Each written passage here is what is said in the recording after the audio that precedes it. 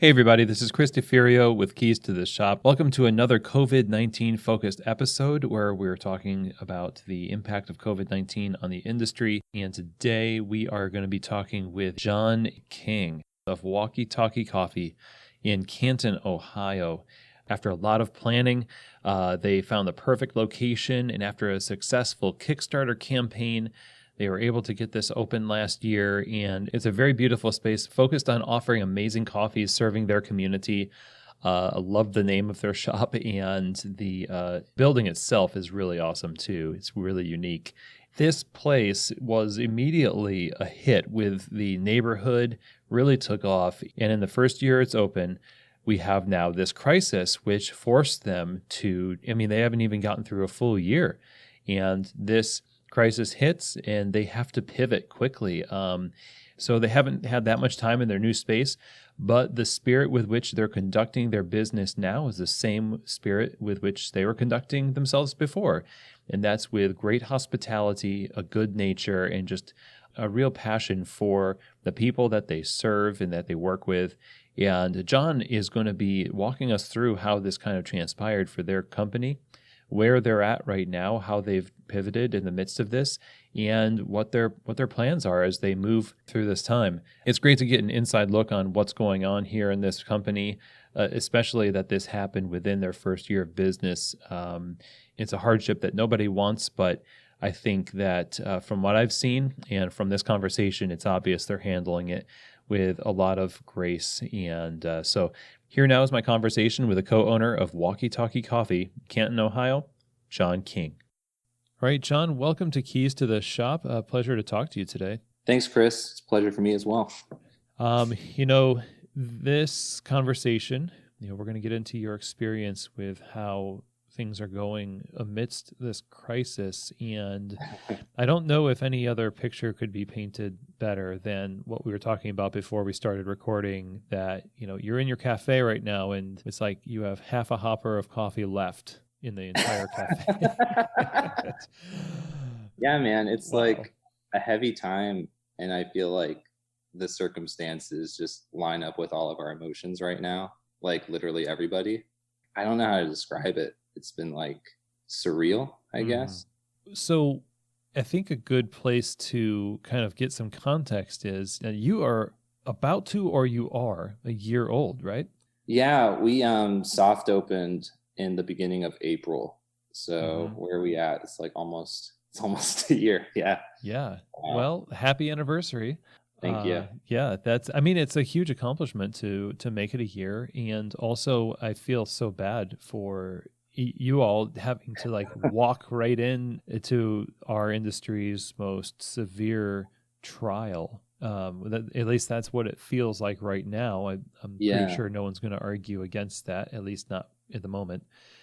Tell us a little bit of backstory about Walkie Talkie and what you all do there in Canton. Yeah, sure. So I guess the story all kind of starts with Lindsey, my wife. She's sort of the heart and the brains behind the operation, and I'm kind of the student, I would say. And I think you've met Lindsey before, right? Yeah. She went to like some of the first competitions for SCA. She's just been kind of like an under the radar coffee drink wizard for like a long time, She worked at local shops here in Canton, Ohio, and I don't know, she just sort of built up a lot of relationships with people around here, and her dream was to start her own shop, for a long time. So I met Lindsey when she was working at another coffee shop here called Four Kids. And yeah, there was just like, I don't know, just the stars aligned a little bit. And like, she offered me a free cup of coffee, and it kind of went over my head like a couple of times. Oh, okay. The coffee was like an invitation to something more, but I just kept like taking it and then going back to my seat and not like acknowledging it. Okay. This was like a long time ago. This was like 7 years ago. That's funny. But yeah, she sort of introduced me to the world of coffee then. We would travel to different cities. One of the first things we'd seek out is like a coffee shop. And I was really interested in what Lindsey did and just her like she's like one of the most talented people I know. And she kind of, yeah, she just sort of introduced me to the world of coffee. We got married, and I don't know, just sort of like, it just felt wrong for her to not have her own shop at this point. You know, there had been like a lot of obstacles, her getting started with that. So she like went to school, she got like her degree and went forth on like a business plan for like a neighborhood shop. She originally wanted the shop to be in a house and kind of have like the bar in the kitchen, you know, some kind of open format like that. Yeah. Where people felt very welcome when they came in. So yeah, I really, she was very inspiring in her dream. We kind of both set our minds to like really trying to go for it, you know, like it felt like the right step forward. And yeah, for the next like 3 years, then we just kind of like scouted out locations. She like really shored up her business plan. We sent out like a message when we were getting closer to like all the roasters that we enjoyed, you know, and kind of made some connections there. And at the time I was working at a restaurant here in Canton called Deli, Ohio, which is a really, really great place if you're ever up by here. And my boss, Ryan, he told me about this service station that's just like 3 doors down from his house here in Canton. And he said, this would be a perfect place for a coffee shop. He's like a visionary. Like I walked in and there was drop ceiling and it felt kind of small. And I was like, oh, I don't know. And Lindsey took a look at it and she was like, oh yeah, definitely. So nice. Yeah. So Ryan sort of helped us like getting the building prepped, you know, like getting the, not only like the drop ceiling, but the drywall, like everything just stripped away. And we were finding stuff from this like service station from like years and years ago. Like we found these windows, these huge windows that we had no idea were behind the drywall.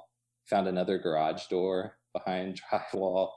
Just all this history from this like, I guess almost 100-year-old building now. Yeah, and it just sort of like, I'd say the overall goal of the coffee shop didn't really change. Like we still wanted to be a welcoming place, you know, like really wanted to take Lindsey's focus on flavor and quality, but like pair that with this fun and joy that really coincides with Lindsey's personality, and I think makes coffee feel more approachable. The neighbors around here and anyone coming in off the street, you know. Yeah, that's what it feels like. I mean, when you see the space and the colors you've chosen and the logo, and that it feels welcoming. It's not this foreboding coffee museum. It does feel which is like a vibe, you know. That's like a vibe. It is a vibe. It's a thing, and you know, no, I'm not trying to throw shade necessarily. It is definitely one of those places that you feel like this is a fun club for people who want to have fun and drink coffee. I mean, so you've accomplished that for sure, and so that kind of came together a year ago. And how did people react to Walkie Talkie when it first opened up? Yeah, man, it was wild. Like Lindsey and I, in the initial push to get open, we did a Kickstarter and made a lot of connections with people in our community with the campaign. We were able to raise like $30,000 just to get like our starting equipment and whatnot. Wow. And I think that kind of created just like a connection, you know, like we both grew up here in Canton, and we had a lot of help with just communicating maybe the vision of the shop, like to be a place that adds to the walkability of the neighborhood, but also is like very communally focused, you know? And so like when we first opened, like our grand open, I kind of expected, you know, I'd been at like the restaurant when we opened like another location, and Lindsey had been at 2 other openings. So we kind of had an idea of what would happen. And then it was like way beyond that. Like we're not really on a main drag. We're kind of located in the neighborhood, like amidst the houses and stuff, kind of like a mixed use zoning area.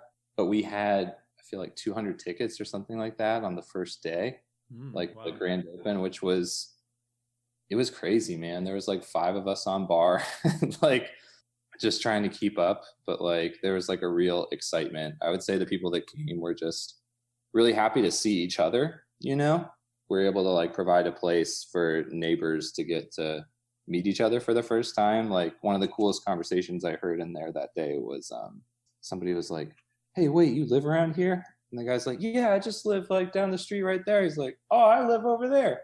It's becoming like a middle place, you know, for like people in the neighborhood. That was really exciting to see. So you're a neighborhood place. I mean, you're in a neighborhood. People are using your space as that third place. They're meeting. The culture is, over the past year, I imagine you've really got your vibe down and your operations kind of tightened up. And when you are in the midst of that, I know you start to plan. You're like, okay, well, year one is going to be in the books, and what do we want to do for year two? And then it's like stuff starts rumbling in the industry about a month ago about the coronavirus and starting to impact a few cities. But were you aware of this happening, and how did this start to trickle into your consciousness and impact the way you were thinking about your business? Yeah, I feel like it is almost like a tsunami where it feels like very, very far away, you know? And it's kind of like this big thing that doesn't, I don't know, it just wasn't, I wasn't able to like comprehend what was going on with it. And I don't know, it just felt like you said, like little by little, like rumbling, like it just sort of like overtook everything, you know, like at a faster rate each day. And it started affecting like everyone's personal lives around here. People were scared for a lot of reasons, you know. For us specifically, like, yeah, it was kind of like, how do we prepare for it, you know? Like, how do we know we're in our first year. We know that like we're starting to get people paid back, getting out of like the initial opening costs. All of a sudden it was like, are we going to get shut down? What are we going to do? Like, you know, neither of us have like another gig besides this, you know, at this point.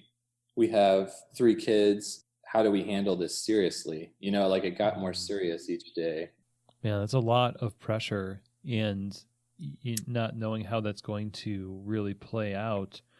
This is something that is added on to the pressure that you already had, like to pay back your, what you owed for the cost that you're talking about that. And then, just the normal challenges of running a business.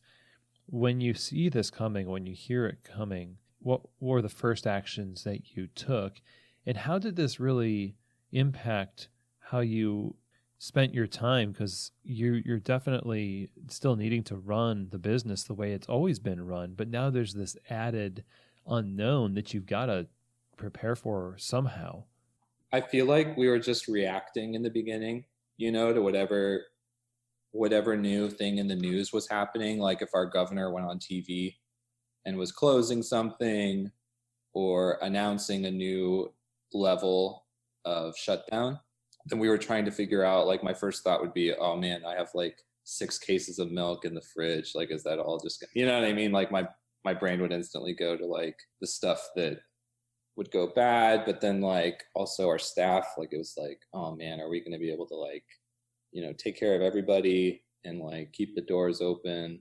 How many staff do you have at the shop? It's pretty small. We have 3 people, and I work in the shop almost every day.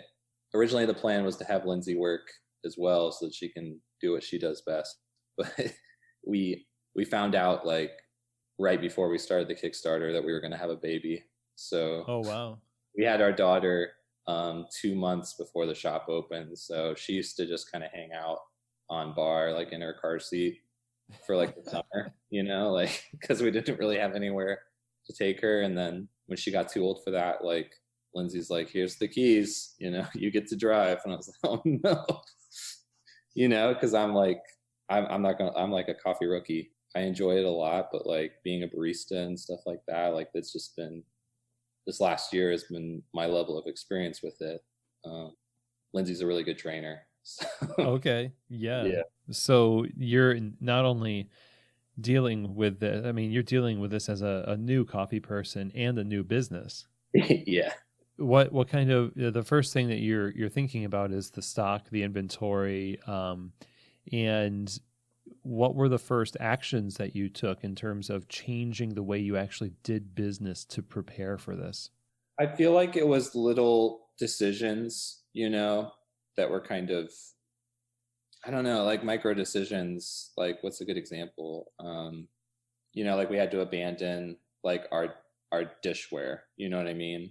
And like we would hear rumors about, oh, they're gonna shut down, the schools, or they're gonna shut down this workplace and this workplace. And we were kind of envisioning like what was our sales gonna look like, and if we didn't have any sales coming in, how are we going to be able to keep this going?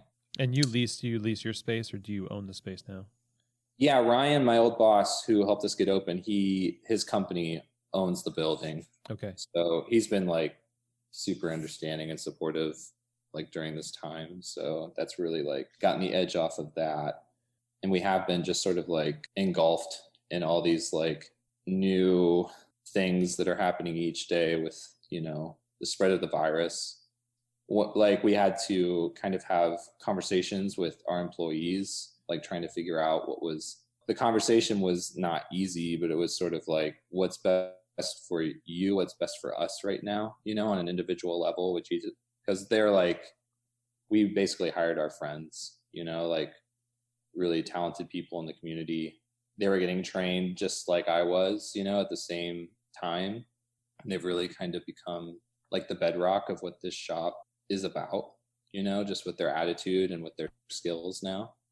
So then a year in, just being like, having to talk about, do you look at unemployment? Do you need help with things right now? Like, are you okay with less hours? Or, like we're trying to go through all the options to figure out how everybody would be okay through this. Are you going to be able to pay your rent? Like, is your landlord going to be cool with that? Or do you have like another gig, going on right now? Or, it was kind of conversations like that. And then just like checking in every other day. Like, hey, is everything okay? Like, for the most part, that were like financially, but also like health too, being like, are you feeling okay? Yeah. Yeah. Like, that's the level of it. Like, obviously being in the service industry, it's like I heard about a bunch of laid off like servers, like at restaurants around here, and like it's in the news all the time. But then on top of that, yeah, it's just like some of my friends have like gotten sick and stuff. Like, thankfully nobody like super serious right now or anything, but like it's just so real, man. Like here in Ohio, it's just like growing each day. I can't imagine what it's like on the West Coast right now, but like, I don't know. It's scary. Yeah. Like, I mean, like you said, it's real. It's happening, and you oftentimes think of it as something that other people are dealing with, but it just shows you how connected everything is these days. And, when you're talking about having conversations with your employees and checking in on them and communicating with them, it's a really good way to go about it. I mean, in terms of checking in on a regular basis to show them that you care. And at the same time, it's not like it makes it easy. Right. And not for them either, because they're going to, be out of a job. And, yeah. They're like, what do I do? No matter how you talk to them, you could be the best communicator, but you just can't change the inevitability of the thing. So all told, I mean, how did people process that with you? I imagine it's just depending on the personality of the individual. No, you're right. I feel like, there's like different roles that people play here, people that work here a little bit longer, other people that are like teachers, in addition to working here, which that's affected by all of this too. But yeah, it was kind of like, I feel like the tone of each conversation, just kind of based on where we're at as a business right now, there's like a mutuality to it. And that really like speaks to just the culture that has kind of organically happened here, with our baristas. Like, they were like, are you guys okay? Like trying to make sure that, I don't know, that we figured out what would get us all through. Yeah, that makes a lot of sense. And I have to imagine that you're in the first year, and that's the year where you're still like kind of that scrappy underdog, that things are not so established that people are banking the next couple of years on their career trajectory in your business, let alone you. I mean, I mean, is that Yeah. it seems to be a common thing. Like, we're not going to count on it until it's like something that's obviously got a huge amount of momentum, and then that must be pretty difficult to interrupt that momentum. But things are so fresh, it seems like on one hand super challenging to be like, oh man, does it really have to happen the first year? But also, you're still like, the concrete's not set on your business yet, so it seems like there's Yeah. some flexibility. Yeah, like before the virus, like it's still a lot of people's first time, and there's people now that we're doing curbside only right now. It's like their first time seeing the shop, and they don't even get to see the inside. They're just like in their car looking at the building, and I'm like, welcome, and I set a drink on the table and like go back inside so they can get their drink. It's like, it's a weird time. But the governor in Ohio, his like last week, there was just sort of like a stern directive, I would say, an ordinance for non-essential travel and work to be suspended. Everyone's asking themselves like, am I essential? Or like, what does that mean? So every like announcement that there's been, we've been anticipating like, how is this going to affect either the number of people coming in or like what they're looking for, like the more announcements that came, like when we had our first case in Ohio, I noticed that sales of retail bags started going up. Like people were grabbing like 3 retail bags at a time, just to take home. That kind of pattern continued to grow. Like people were just sort of like preparing to be at home for a long time, so it just seemed kind of hard to predict what was going to happen. But this last week, there's just some regulars that we've kind of built up in the last year, and they're still coming like every day, even though it's like in their car, and like they're checking on us, they're bringing us food. It's Nice. like, it's stayed steady, which is pretty amazing. Like it's not dead. Is that mutuality that you were talking about with your baristas, it seems, is extended to your customers. And it's similar to what I see a lot of people experiencing in that uptick of business as people prepare themselves, but they're also supporting their local businesses and coffee shops. And in the midst of that, as you do the curbside service, how are you getting by? What is it that is working for you right now as the conditions are? I mean, obviously things could change, but how are you actually making it work? I feel like we've just been shifting the process over the last week, little by little, to just like creating more distance, That kind of started with just sort of paying attention to how many people were in the shop, trying to create space that way. And then when we found out that we weren't actually getting closed this last weekend, that carry out was still allowed in Ohio, we just we took that into consideration, but also like our personal lives. Like, we live close by to our like my parents, and her parents, they usually babysit for us.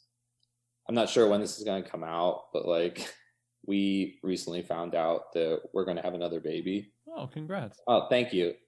There's just so many unknowns with everything that's going on right now that like we've been trying to be super careful. Like I haven't been at home with Lindsey and the kids for like 8 or 9 days now, and that's been like the worst thing ever. Just sort of like isolating, my parents have like a basement room that I'm staying in, but in the interest of that, like I'm just trying to like get back home, Like sort of came up with the idea of just, there's this coffee shop that's awesome in Kent, just like 40 minutes from here. It's called Bentry. I saw that they were using Square online store to do like curbside service. And I thought, man, if we could just like limit the contact, like we wouldn't have to be like separated for a super long time. Cause like when I look at the graphs, like I wanted to be really informed, with making these business decisions and stuff. Like I didn't want to just like go with a rumor or go with the flow. Like I really wanted to understand what was happening. And it seemed like the people who knew what they were talking about, like the CDC and like, trustworthy people, were projecting that this would last for a while if we're trying to flatten the curve. How do we keep this sustainable here without like me or any of the employees getting sick, if this is like a very communicable illness, virus. So yeah, we started doing curbside service through Square, like the online store. So we kind of uploaded, in like one night, we uploaded our whole menu onto the website, sort of gave people a rundown. Like the last day that we had the cafe open, I just sort of showed people the website and was like, we'll still be open. Like a lot of people didn't know if we were open or not. That's kind of been a challenge, like communicating to our regulars that we're still open. But just kind of trying to create a new process, like within a few days, has been rough. But ultimately, like today, like just things like clicked. Like no one's really come into the shop except for me. We figured out how to like create a ding sound whenever somebody orders online, and that was a huge accomplishment. Like it took like 3 or 4 of us to figure out like how to make like an audible sound so that we don't miss out on orders that are coming in.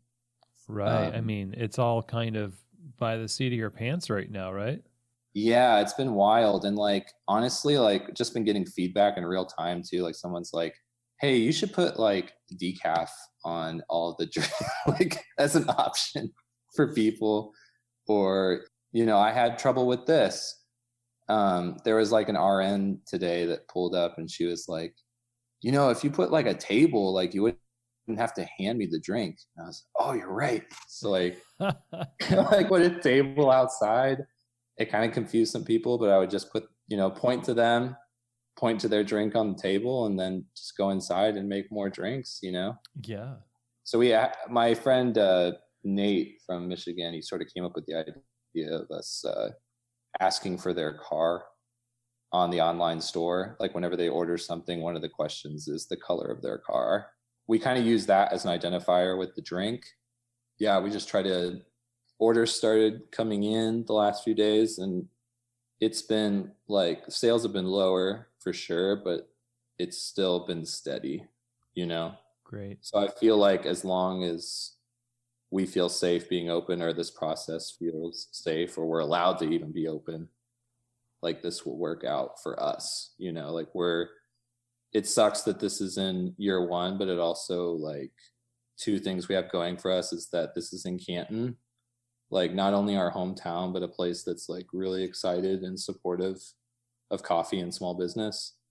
We are just able to be flexible, I think, in our processes, and sort of take like real-time feedback from customers, and from, people that really care about what we're doing, and integrate that into a plan to just try to keep going, Yeah. Well, I'm really glad that things are steady and that you do have the ability to be flexible, and you have seem that you have a lot of support.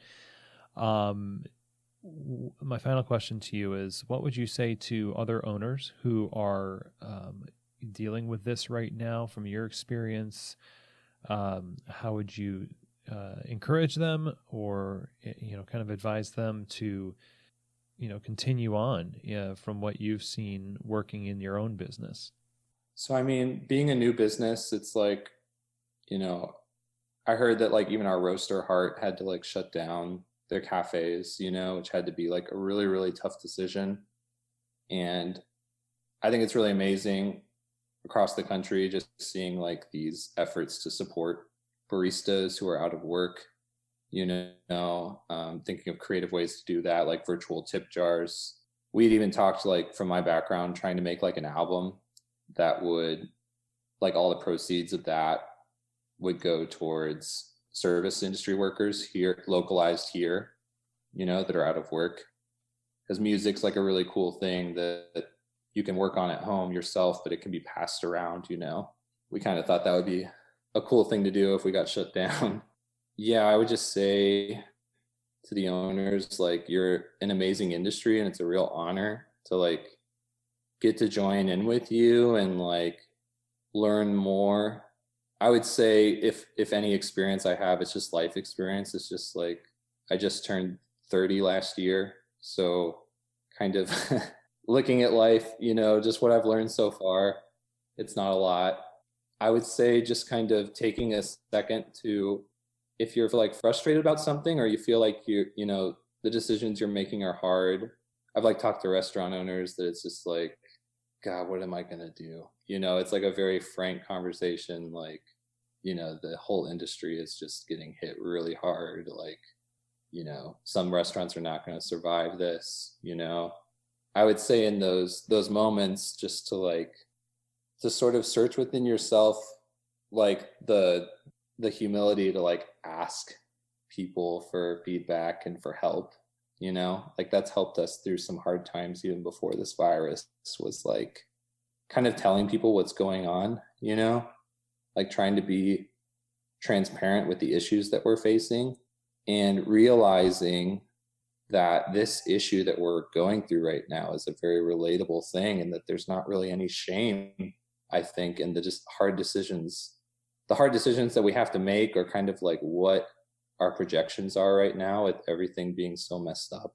Just knowing that like people understand and I feel like they want to help, like Canton's unique and I love it, but like I feel like every place has those people that are just looking for ways to help you, It can feel hard because you're isolated. Like right now I don't get to be around my family, so you don't really get that real-time feedback the whole time. Just know that like this is a rough time for humanity. Like you're a human and you're important, and like the people you interact with, they're going through a similar experience that you are right now, and it's really hard. And the way I think that we make any headway with this is like being understanding towards one another, respecting each other's space, respecting each other's dignity, and respecting each other with like the spread of the virus. Like it makes me so mad when I see people like saying, oh, the regular flu is worse, or not to get like political or anything, but like, or just not taking the precautions, of spacing. Like we wanted to be serious about that from a personal standpoint, just to protect, our families, but also just to like justify being open, or to justify like the service that we're offering to people during this rough time is like, how do we do this in the safest way possible? Like how do you flatten the curve and stop the spread? Like that's going to lead to like some hard decisions, Yeah, that was really long-winded, but I would just say that like this is an amazing industry and y'all are doing really hard work right now, and I imagine you're working more shifts than you normally do. Just reach out for help, and just know that like we're going to make it through this. Yes, we are. That's great words, and I wish you all the best as you continue to serve your customers and stay safe and, celebrate 1 year of business in the midst of this strange time.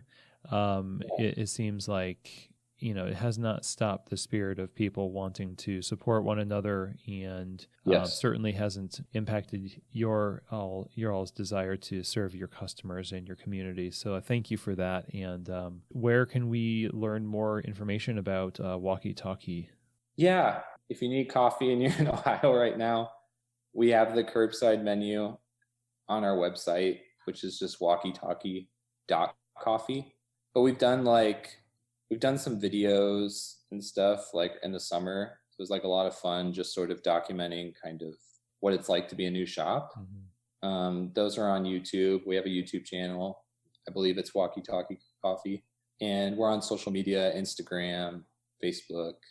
It's just been a lot of fun to create content for that. And I don't know, just connect with people. Like if you if you want to learn more, just connect with us on those. And if you have any questions, feel free to reach out through any of those channels. It's been really good to talk about this stuff with you, man. I feel like We I need haven't really talked. we need communication more than ever. Yeah, I feel like that's another thing I would say is find someone to talk to. Like Yeah. find a podcast to talk to. But, you know. Nice. Well, thanks again, John. I really appreciate it. And more power to you. Thanks, Chris. It was an honor. Well, I hope that you enjoyed that episode and that you found it helpful. I really enjoyed John talking about the mutuality that they have as a crew, that organic culture that's kind of come up where they just are making sure that they're okay. Both he and Lindsey and the staff, they're all caring for one another. And we see that as a theme throughout this time, with a lot of empathy, a lot of making sure that everybody's okay. And I think that's really what gets us through these times between customers and staff and management and owners to staff. It's really important that we keep those lines of communication open and that mutual care is really present. And so in the midst of all the challenges and the uncertainty, it's a great thing to have. And I wish all the best to the crew and to John and Lindsey at Walkie Talkie Coffee. If you're in the Canton area, you should swing by, get something to go. And thanks so much, John, for taking time to talk to me. And with that, thank you all for joining me again. I appreciate you all. And I'll see you here again for another COVID-19 focused episode from Keys to the Shop.